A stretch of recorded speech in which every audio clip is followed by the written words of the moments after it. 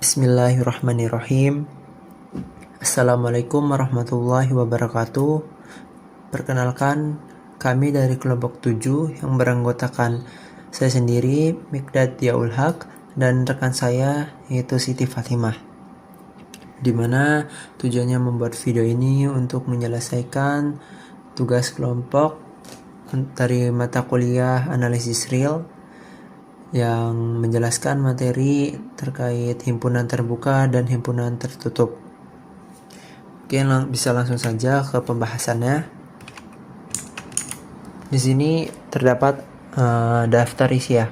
Ada 4 pembahasan atau 4 materi di sini, yaitu yang pertama pendahuluan, lalu yang kedua definisi 8.1, lalu yang ketiga teorema 8.2 yaitu sifat himpunan terbuka, lalu yang keempat akibat 8.3. Langsung ke materi yang pertama, pembahasan yang pertama ya, yaitu pendahuluan. Teori himpunan yang ditemukan oleh George Cantor menjadi dasar bagi seluruh cabang matematika. Kemudian himpunan dibedakan menjadi himpunan terbilang yang biasa dibilang countable dan himpunan tak terbilang yaitu uncountable.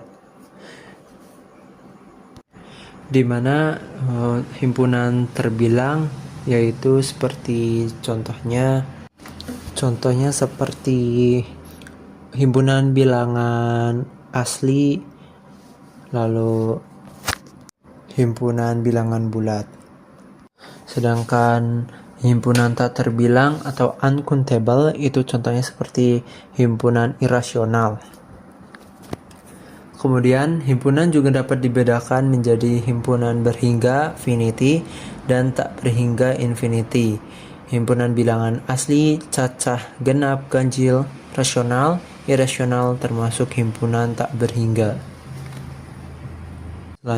Selanjutnya, himpunan tak berhingga tetapi terbilang disebut denumerable, sedangkan himpunan tak berhingga dan tak terbilang disebut non-denumerable. Contoh, himpunan kosong merupakan himpunan terbilang dan berhingga. Lalu contoh yang kedua, himpunan bilangan asli merupakan himpunan terbilang dan tak berhingga. Lalu contoh yang ketiga, himpunan A, contoh anggota elemennya yaitu 1, 2, 3, di mana merupakan himpunan terbilang dan berhingga. Jadi ada batasannya.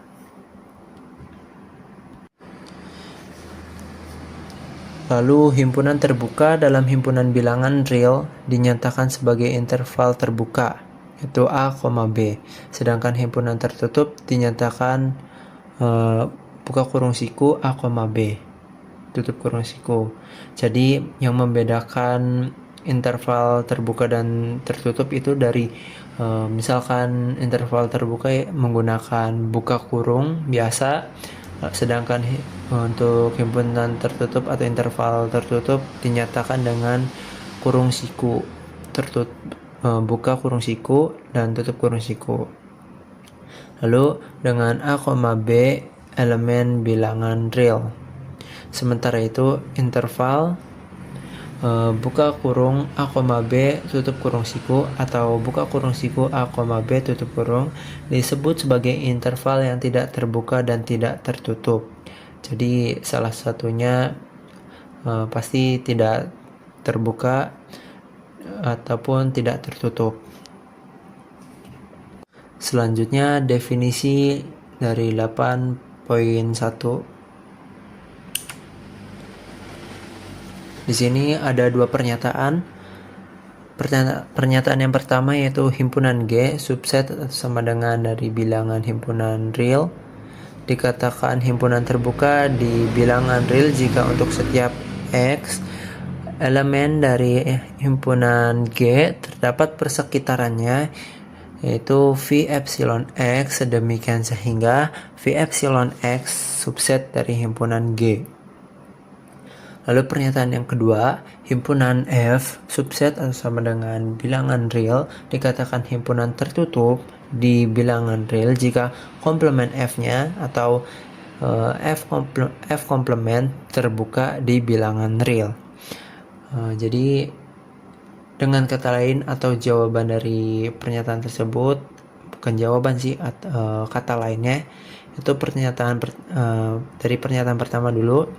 Jadi himpunan G subset bilangan real dikatakan himpunan terbuka jika untuk setiap X elemen himpunan G terdapat epsilon X yang lebih dari sama dengan 0. Sedemikian sehingga X dikurangi epsilon X, X plus epsilon X subset dari himpunan G, di mana X-nya itu mengikuti dari epsilonnya, dan epsilon harus lebih dari 0. Lalu pernyataan yang kedua, F subset bilangan real dikatakan himpunan tertutup jika untuk setiap Y itu bukan elemen F terdapat epsilon Y yang lebih dari 0, sedemikian sehingga himpunan F irisan dari Y dikurangi epsilon Y, Y plus epsilon Y sama dengan himpunan kosong. Selanjutnya, untuk menerapkan dari definisi atau mengaplikasikan dari definisi pernyataan-pernyataan dua tadi, kita langsung aplikasikan ke contoh yang pertama. Contoh umumnya ya, yaitu himpunan bilangan real sama dengan negatif tak hingga, tak hingga, dimana di sini intervalnya yaitu himpunan terbuka. Jadi himpunan bilangan real sama dengan interval terbuka, dimana negatif tak hingga, tak hingga. Lalu kita ingin membuktikan bahwa himpunan bilangan real ini tertutup atau terbuka. Namun jelas di sini pasti himpunan terbuka karena menggunakan interval terbuka. Lalu penyelesaiannya, kita ambil sembarang X elemen bilangan real, di mana kita pilih epsilon X-nya itu sama dengan 1, karena epsilon itu harus lebih dari 0. Jadi mau bebas milih 1, 2, 3 atau berapa, yang penting epsilon itu lebih dari 0. Maka diperoleh V epsilon X sama dengan X dikurangi 1, X plus 1 subset dari R, bilangan R, untuk setiap X elemen bilangan R, sehingga V epsilon X itu subset bilangan real. Jadi R bilangan real adalah himpunan terbuka.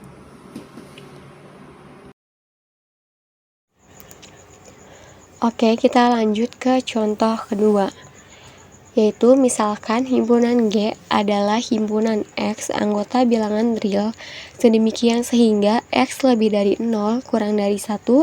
Selidikilah apakah G himpunan terbuka atau himpunan tertutup. Nah, kita bisa tahu bahwa himpunan tersebut terbuka atau tertutup dengan melihat notasi pembentuk himpunan tersebut. Untuk himpunan G ini sendiri kan tidak menunjukkan sama dengan, berarti himpunan G ini adalah himpunan terbuka. Nah, untuk penyelesaiannya sendiri yaitu kita ambil X sembarang dari himpunan G. Lalu karena himpunan G itu kan dalam batas 0 sampai 1, maka sembarang X-nya itu ada di antara 0 sampai 1. Lalu kita pilih epsilon X-nya itu minimum dari himpunan G tersebut.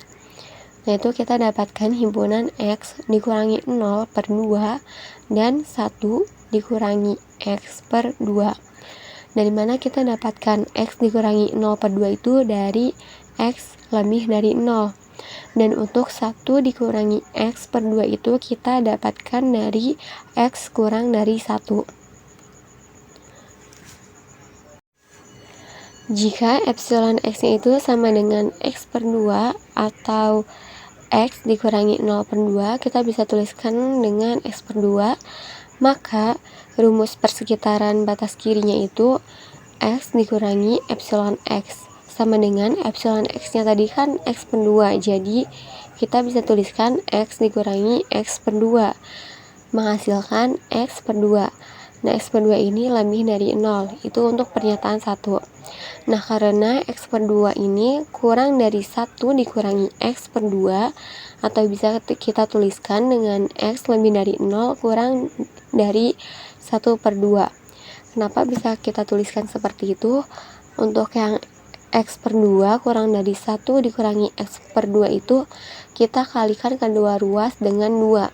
Jadi hasilnya itu X dikurangi 1 dikurangi X. Lalu kita tambahkan X di kedua ruas. Jadi hasil itu kan 2X kurang dari 1. Nah, 2X kurang dari 1 itu kita bagi kedua ruas itu dengan 2. Jadi hasilnya itu X kurang dari 1 per 2. Nah, untuk himpunan G ini kan ada di antara 0 sampai 1. Jadi itu pasti lebih dari 0, maka X-nya itu kan lebih dari 0. Jadi bisa kita tuliskan 0 itu di sebelah kiri. Nah, maka untuk rumus persekitaran batas kanannya itu X ditambah epsilon X itu, epsilon X yang tadi adalah X per 2, jadi X ditambah X per 2 itu sama dengan 3 per 2X. Nah, tadi kan katanya X itu kurang dari 1 per 2, jadi kita bisa tuliskan, kita bisa substitusikan X itu 1 per 2, karena 3 per 2X itu pasti kurang dari 3 per 2 dikali 1 per 2. Nah, hasil dari 3 per 2 dikalikan 1 per 2 itu sama dengan 3 per 4. 3 per 4 ini kurang dari 1, itu untuk pernyataan yang kedua. Nah, dari pernyataan pertama dan kedua itu kita dapatkan epsilonnya itu lebih dari 0 dan kurang dari 1. Nah, untuk epsilon X itu subset dari himpunan G. Itu untuk pernyataan yang ketiga. Jadi ini kita sudah menyelesaikan epsilon yang pertama.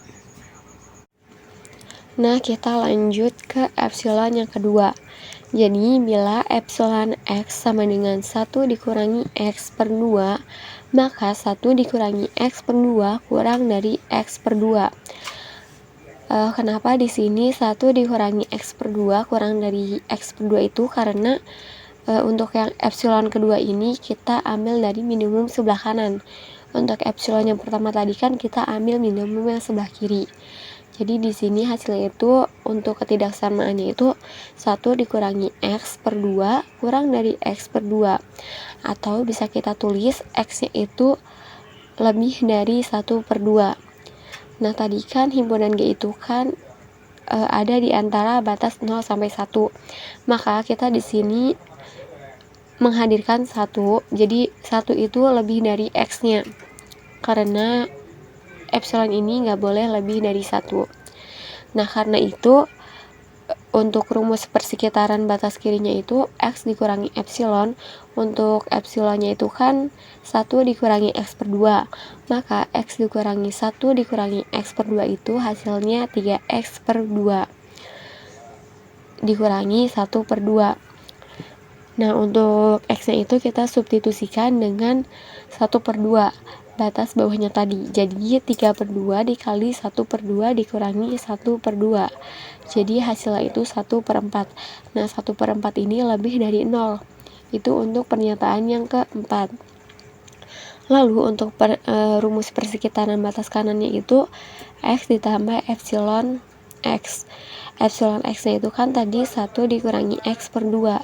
Jadi X ditambah 1 dikurangi X per 2 itu menghasilkan X per 2 ditambah 1 per 2. Nah, kita bisa substitusikan X-nya itu dengan 1 karena itu kan batas atasnya. Lalu jadi hasil itu 1 per 2 dikali 1 ditambah 1 per 2 itu menghasilkan 1. Itu untuk pernyataan yang kelima.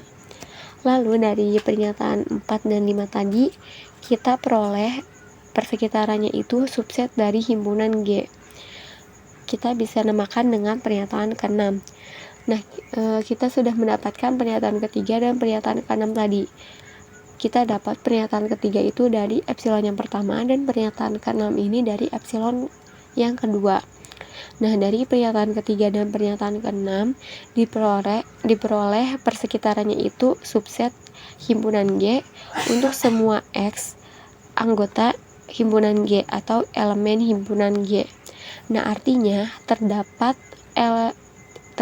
epsilon X minimum dari X dikurangi 0/2 dan 1 dikurangi X per 2 itu sedemikian sehingga persekitarannya itu subset dari himpunan G untuk setiap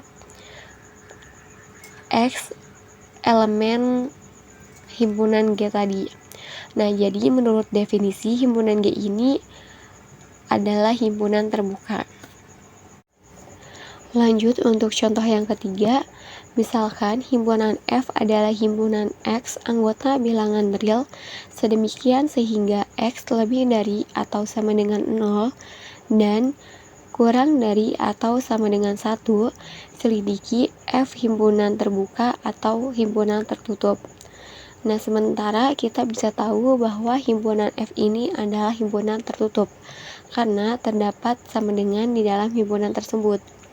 Nah, untuk penyelesaiannya sendiri, untuk himpunan tertutup itu kita bisa buktikan dengan komplement dari himpunan tersebut untuk himpunan terbuka. Nah, atau dengan alternatif lain yaitu penyelesaiannya seperti contoh ini, yaitu ambil sembarang Y yang bukan elemen himpunan F. Berarti Y-nya itu kurang dari 0 atau lebih dari 1. Nah, kita tunjukkan dulu untuk yang Y kurang dari 0.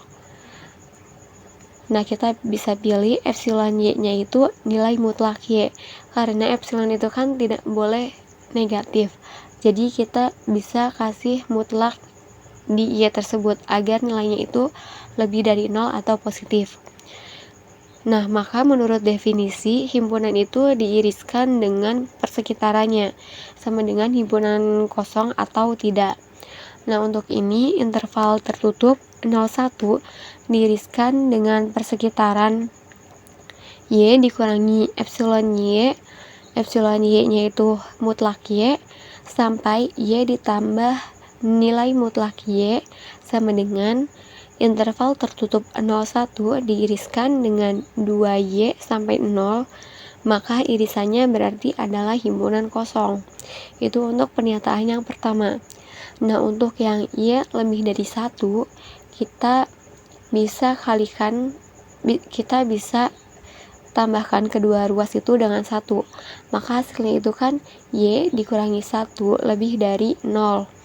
Nah, kita bisa pilih nilai epsilonnya Y-nya itu Y dikurangi 1 lebih dari 0.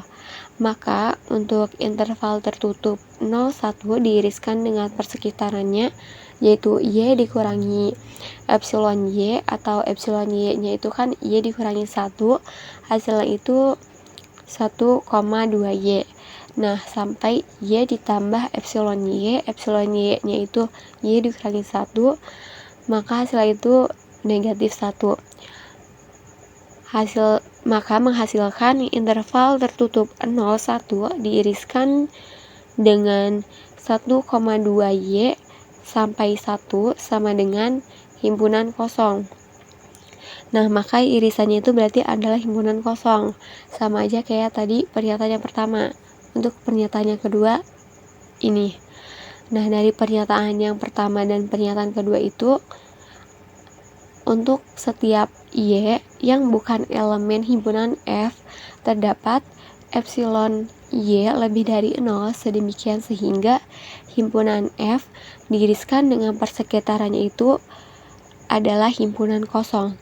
Jadi, menurut definisi, himpunan F ini adalah himpunan tertutup. Lanjut untuk contoh yang keempat, misalkan himpunan B adalah interval tertutup 1, 2, selidiki apakah B himpunan terbuka atau himpunan tertutup. Nah, untuk penyelesaiannya sendiri yaitu kita bisa ambil nilai X-nya itu sama dengan 1. Nah, X sama dengan 1 ini kan elemen dari himpunan B itu sendiri. Kita juga bisa ambil nilai X-nya itu sama dengan 2. Jadi, di sini kita contohkan untuk yang X sama dengan 1. Nah, maka untuk setiap epsilon tadi itu lebih dari 0. V epsilon 1 adalah persekitarannya, yaitu 1 dikurangi epsilon sampai 1 ditambah epsilon. Nah, di sini kan jelas bahwa 1 dikurangi epsilon itu kurang dari 1. Jadi, 1 dikurangi epsilon itu terdapat di sebelah kiri batas bawah dari himpunan B tadi. Sehingga 1 dikurangi epsilon itu bukan elemen dari himpunan B. Maka B bukan himpunan terbuka. Nah, sebuah himpunan itu dikatakan tertutup jika komplemennya merupakan himpunan terbuka. Nah, selanjutnya untuk contoh yang keempat. Komplemen dari B interval tertutup 1, 2 dalam bilangan real adalah B komplemen negatif tak hingga, 1 gabung 2, tak hingga, atau bisa kita sebut dengan X kurang dari 1 atau X lebih dari 2. Nah, untuk penyelesaiannya sendiri yaitu kita ingin menunjukkan komplemen dari B ini adalah himpunan terbuka, maka kita ambil X barang himpunan dari B komplemen, berarti X-nya itu kan kurang dari 1 atau X lebih dari 2. Nah, kita bisa pilih itu epsilon X-nya itu lebih dari 0. Nah, jika X-nya kurang dari 1, kita bisa pilih epsilon X-nya itu 1 dikurangi X per 2. Maka untuk rumus persekitaran batas kirinya itu X dikurangi epsilon X-nya tadi yaitu 1 dikurangi X per 2. Jadi X dikurangi 1 dikurangi X per 2 itu 3X dikurangi 1 per 2. Dan untuk rumus persekitaran batas kanan atau X ditambah epsilon X itu hasilnya jadi X ditambah 1 per 2. Nah, karena di sini X-nya itu kurang dari 1, maka untuk yang rumus persekitaran batas kanannya itu X ditambah epsilon X sama dengan X ditambah 1 per 2 itu kurang dari 1. Karena X itu kurang dari 1. Itu untuk pernyataan yang pertama. Nah, untuk setiap X kurang dari 1, kita bisa sebut dengan X lebih dari 3X dikurangi 1 per 2 lebih dari 1, sehingga rumus persekitaran batas kirinya itu X dikurangi epsilon X kurang dari 1. Itu untuk pernyataan yang kedua. Nah, dari pernyataan yang pertama dan pernyataan kedua, kita dapatkan persekitarannya itu subset dari X kurang dari 1. Nah, untuk X kurang dari 1 ini subset dari himpunan B komplemen. Nah, kita bisa namakan dengan pernyataan yang ketiga. Lanjut, jika X lebih dari 2, kita bisa pilih epsilon X-nya itu sama dengan X dikurangi 2 per 2. Maka untuk rumus persekitaran batas kirinya itu X dikurangi 2 per 2, maka menghasilkan X ditambah 2 per 2. Dan untuk rumus persekitaran batas kanannya itu yaitu X ditambah X dikurangi 2 per 2, maka menghasilkan 3X dikurangi 2 per 2. Nah, karena X-nya itu lebih dari 2, maka untuk rumus persekitaran batas kirinya itu X dikurangi epsilon X sama dengan X ditambah 2 per 2 lebih dari 2. Itu untuk pernyataan yang keempat. Nah, lanjut untuk yang rumus persekitaran batas kanan, X ditambah epsilon X itu lebih dari X, dan X-nya itu lebih dari 2, maka kita bisa sebutkan dengan X kurang dari X ditambah epsilon X kurang dari 2. Itu untuk pernyataan yang kelima. Nah, dari pernyataan keempat dan pernyataan kelima tadi, kita bisa dapatkan persekitarannya itu subset dari X lebih dari 2. Nah, X lebih dari 2 ini subset dari himpunan B komplemen. Kita bisa namakan dengan pernyataan yang ke-6. Nah, dari pernyataan ketiga tadi yang X kurang dari 1 dan pernyataan ke-6 dari X lebih dari 2, kita dapat peroleh persekitarannya itu subset dari himpunan B komplement untuk setiap X elemen himpunan B komplement. Artinya terdapat epsilon X lebih dari 0 sedemikian sehingga persekitarannya itu subset dari himpunan B komplement untuk setiap X elemen himpunan B komplement. Jadi menurut definisi, himpunan B komplement ini adalah himpunan terbuka.